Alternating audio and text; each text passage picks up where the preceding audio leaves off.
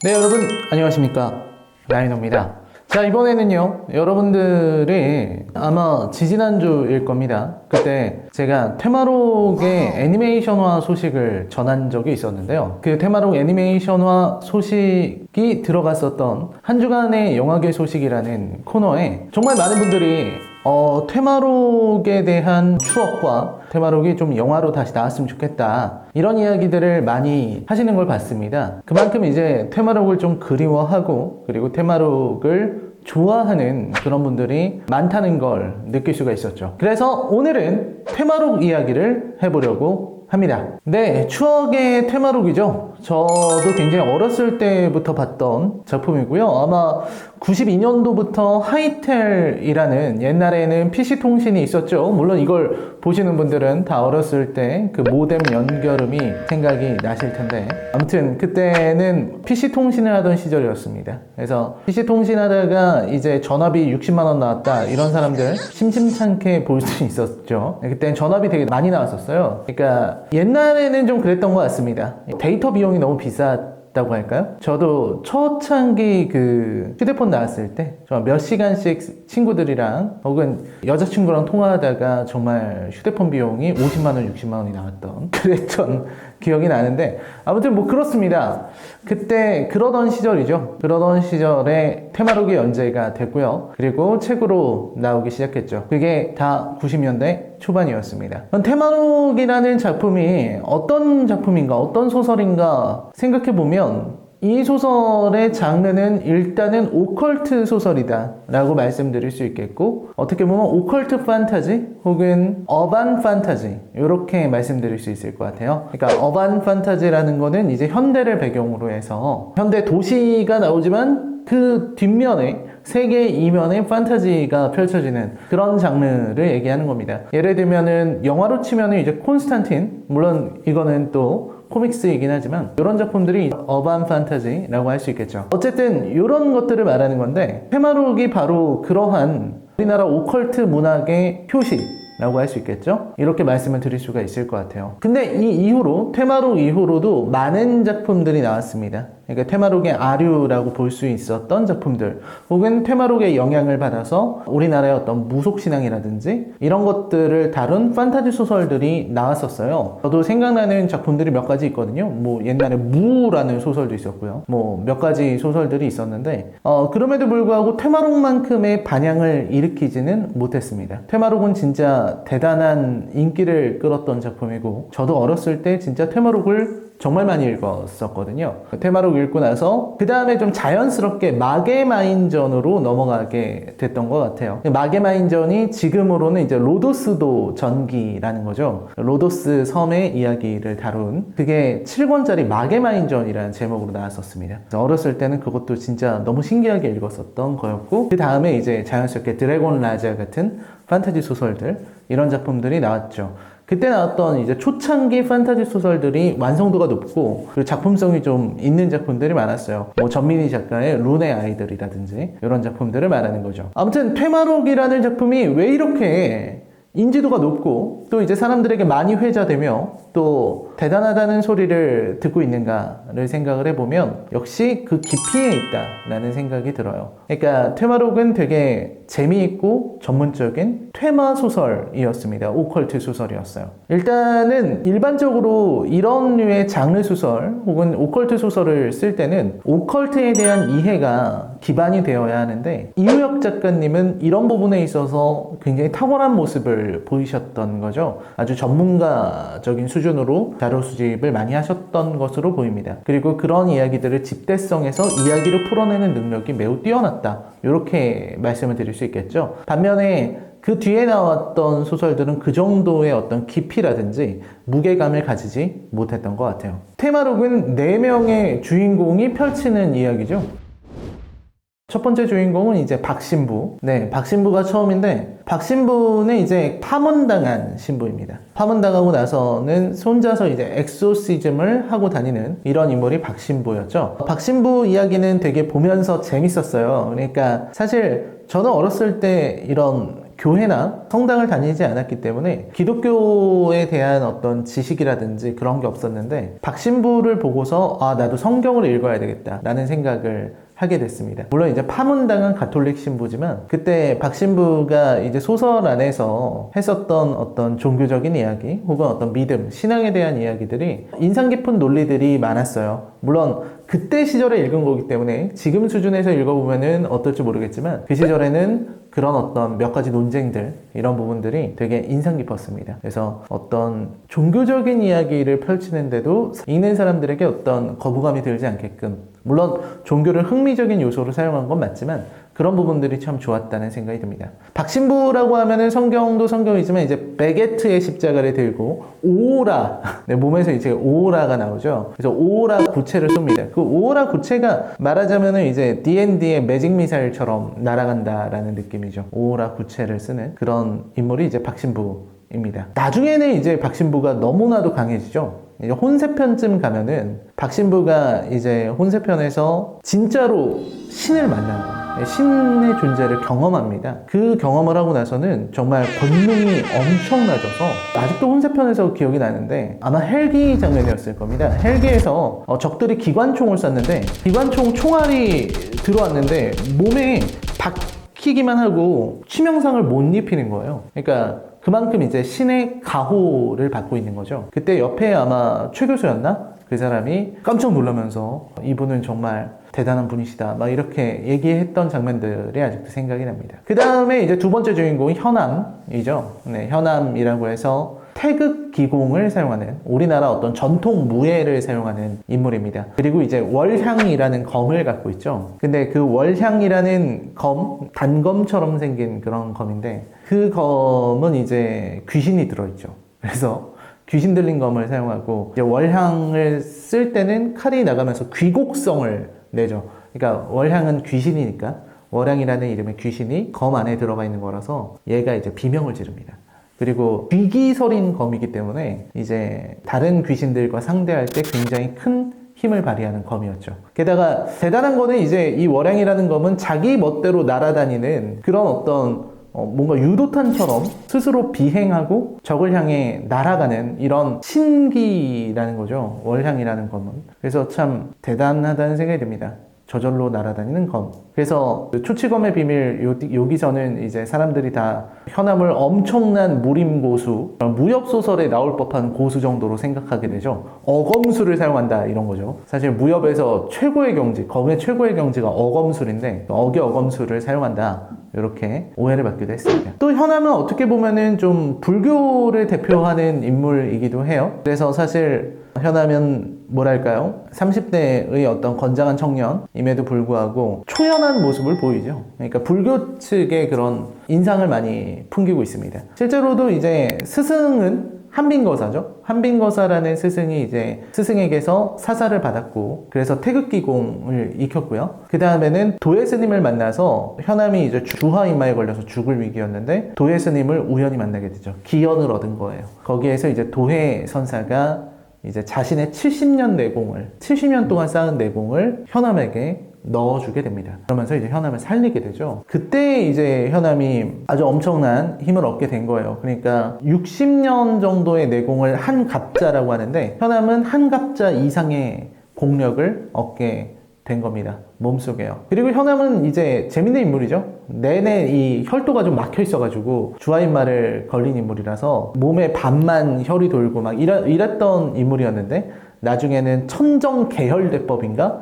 뭐 그런 걸 받아가지고 몸이 혈도가 풀리면서 점점 강해지게 되죠. 아무튼 그렇게 파워업하는 내용까지 있었던 인물이 현암이었고요. 그 다음에 이제 승희입니다. 성씨가 현씨였을 거예요. 현승희. 그 초상화는 울고 있다였나요? 에피소드에서 처음 등장한 인물이죠. 그래서 원래 자매고 그리고 아버지가 미술하시던 분 뭐 이런 분이었죠. 승희는 어떤 인물이냐면 몸 안에 신을 가지고 있는 사람입니다. 그래서 어떻게 보면은 우리나라 무당 아닌가 하는 생각이 들지만 그 신이 이제 애염명왕이라고 애염명왕, 라가라자라고 합니다. 그게 아마 힌두교 측 신일 거예요. 그 신이 몸 안에 깃들고 태어난 겁니다. 그러니까 어떻게 보면 신의 화신, 아바타라 같은 레벨이에요. 그래서 몸 안에 그런 신이 있기 때문에 승희가 사실 포테는 제일 뛰어나죠. 왜냐면 여차하면 몸이 붉어지면서 애연 명왕이 나타나면 신이기 때문에 현세의 어떤 것도 대항할 수가 없거든요. 그래서 승희는 사실 몸 안에 있는 애연 명왕을 제대로 활용하지 못하지만 대신 다른 부분으로 활약을 합니다. 근데 재밌었던 게 이제 승희가 할 수 있는 게 투시를 할 수 있어요. 그래서 정신을 집중하면 다른 사람의 마음도 읽을 수 있고, 그리고 멀리 있는 곳 혹은 눈에 보이지 않는 곳에 어떤 일이 벌어지고 있는지를 알 수 있습니다. 이렇게 감지를 하는 거죠. 그런 어떤 에스퍼 같은 능력을 많이 보여줬고, 텔레파시도 할 수 있고, 텔레파시는 나중에 이제 세크메트의 눈이라는 아이템이 생기면서 모두가 할 수 있게 되는데, 아무튼 그리고 염동력을 쓸 수 있게 됩니다. 물건을 좀 들어 올리거나 이런 게 가능해지고요. 그리고 가장 큰 게 승희는 파워업을 위한 어떤 존재예요. 그래서 에너지를 대주는 거죠. 그러니까 예를 들어서 현암이 공력을 다 썼다, 이제 힘이 다 떨어졌다 했을 때 승희가 이렇게 힘을 불어넣어주게 됩니다. 애언명왕의 힘이 있기 때문에 그걸 불어넣어주게 되면 내공이 넘치게 되는 이런 상황이죠. 그래서 박신부나 현암, 준우 같은 앞에서 싸우는 인물들이 내력이 좀 부족해졌을 때 그때 파워업을 해주는 어떤 배터리 취급을 받게 되죠. 보조 배터리를 하나 들고 다닌다, 이렇게 생각하시면 되겠습니다. 생체 보조 배터리죠. 그 다음이 이제 준우죠. 준우는 나올 때부터 아주 어린아이, 초등학생이었기 때문에 사실 저도 어렸을 때 테마록을 읽었으니까 감정이입을 많이 하면서 봤던 걸로 생각이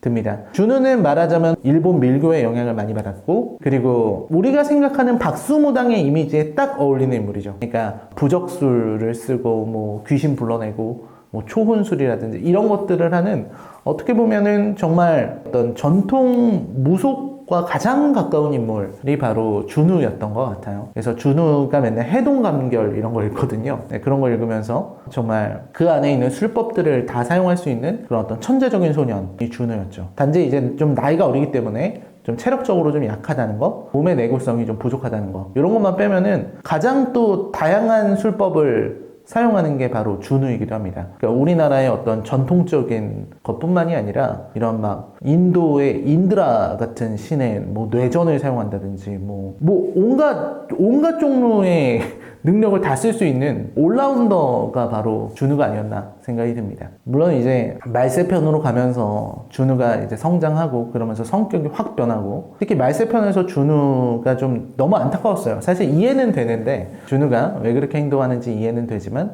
좀 안타까웠다는 생각이 듭니다. 이렇게 4명의 주인공이 이제 말을 해치우러 가는 거죠. 그런 이야기가 담겨 있는 게 바로 테마록입니다. 국내편, 세계편, 혼세편, 말세편 이렇게 해서 한 총 20권 가까이 될 겁니다. 국내편이 3권, 뭐 세계편은 4권, 혼세편은 6권 이렇게 가죠. 테마록 보면서 제가 제일 재밌었던 부분은, 저는 사실 국내편을 제일 좋아했어요. 장편으로서 제일 재밌었던 건 혼세편이 제일 재밌었고요. 좋아했던 거는 국내편이 전 좋았습니다. 물론 오락적인 재미는 세계편이 가장 재밌었지만 저는 국내편이 좋았다는 생각이 들어요. 국내편에 있었던 작은 단편들이 전 너무 좋았고, 그 단편 이야기들이 진짜 어렸을 때 무슨 괴기소설 읽는 것 같은 그런 느낌을 줘서 되게 단편의 완성도가 높았다는 생각이 듭니다. 반면에 세계편 같은 경우는 이제 블랙서클과의 대결이 펼쳐지는데 중간중간 재밌는 단편들이 있긴 했어요. 세상에서 가장 논리적인 남자라든지 연희의 꿈 같은 그런 재밌는 단편들이 있긴 했는데, 그래도 좀 단편의 퀄리티는 국내편이 제일 좋지 않았나 라는 생각이 듭니다. 그리고 사실 등장인물들도 좋은 인물들이 좀 많았어요. 그 외에 주인공들 외에도 매력적인 인물들이 많이 나왔죠. 저는 연희 이야기도 되게 좋았어요. 연희는 외국어를 굉장히 능통하게 할 수 있는 재원이라서 테마사들이 항상 해외를 갈 때마다 데리고 다니죠. 그래서 세계편 때 많이 활약을 했었는데, 그때 세계편 때 리라고 아마 염체 쓰는 블랙서클의 일원이랑 로맨스가 있기도 했고요. 그런 것도 재밌었고, 또 백호도 굉장히 활약을 하죠. 저는 사실 백호 나올 때는 되게 좀 어렸을 땐 좀 싫었습니다. 왜냐면 이 테마록은 테마사들 이야기인데 뭐 연희야 뭐 통역을 해야 되니까 어쩔 수 없다고 쳐도 백호는 대체 왜 나오느냐, 아무 능력도 없는데. 그냥 백호는 이제 검사인데요,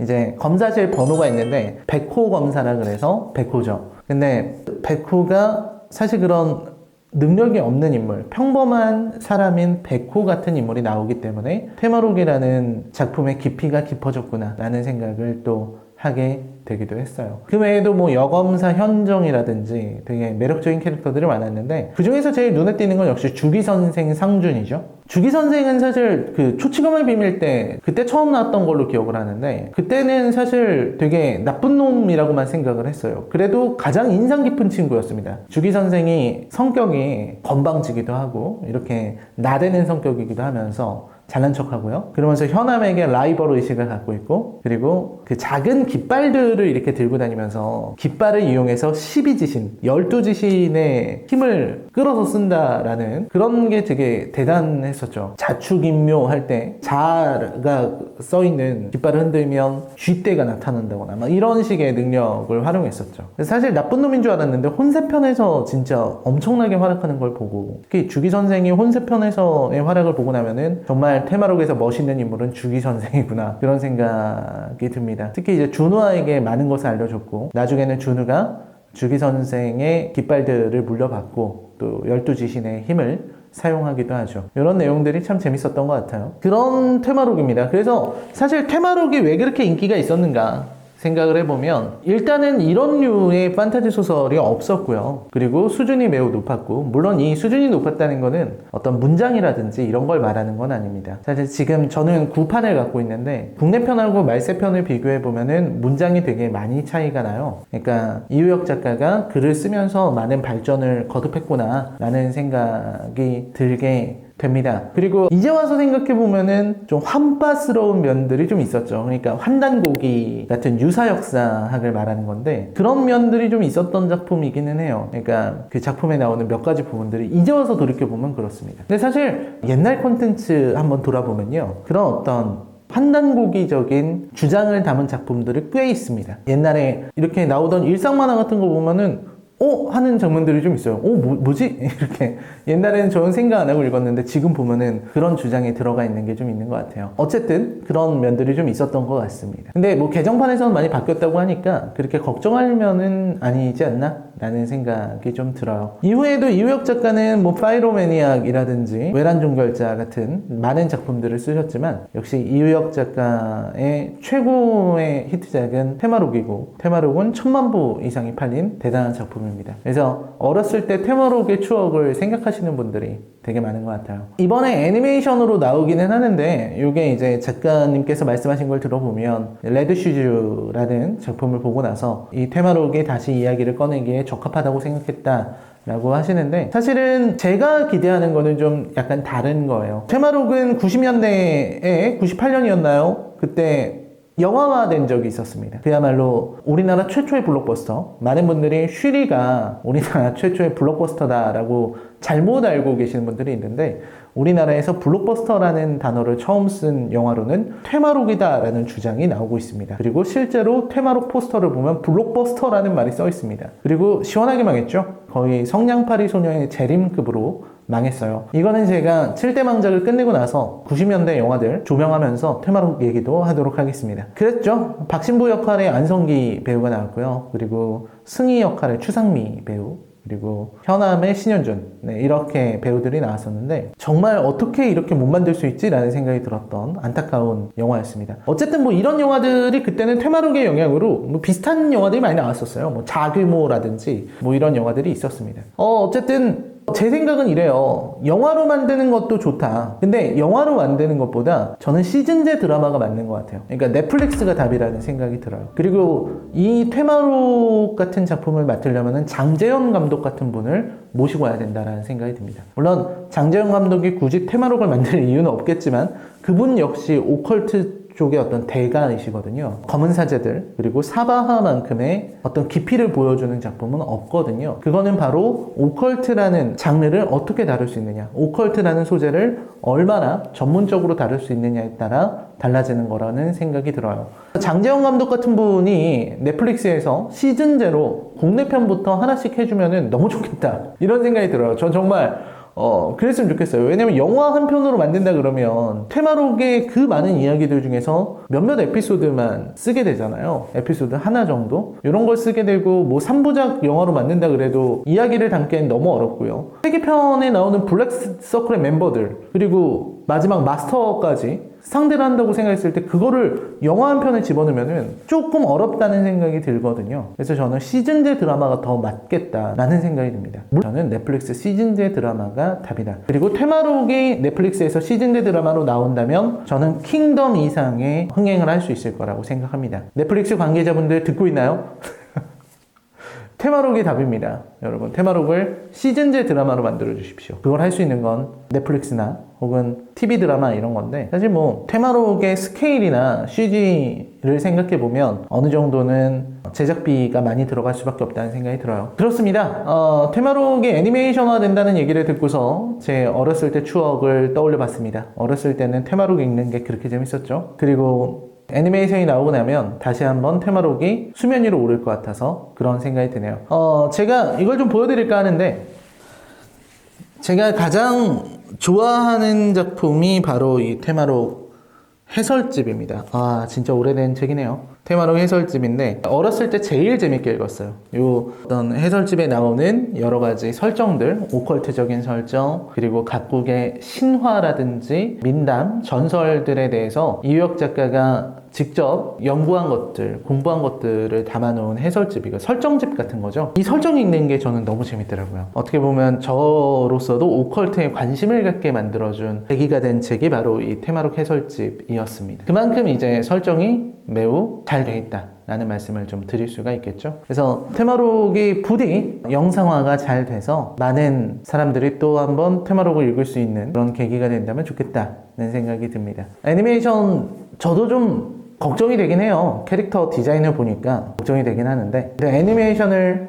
기반으로 테마록에 대한 관심이 다시 생겨나고 이게 넷플릭스 드라마로 이어진다면 큰 그림은 성공하는 게 아니겠나 라는 생각이 드네요. 자, 테마록에 대한 이야기는 여기서 마무리를 짓도록 하겠습니다. 혹시 나중에 가능하다면 테마록 애니메이션이 나오게 된다면 제가 책을 한 번씩 다시 읽고 책 내용들에 대한 리뷰를 할 수 있다면 좋겠다는 생각이 드네요. 여러분 시청해주셔서 감사합니다. 안녕히 계십시오.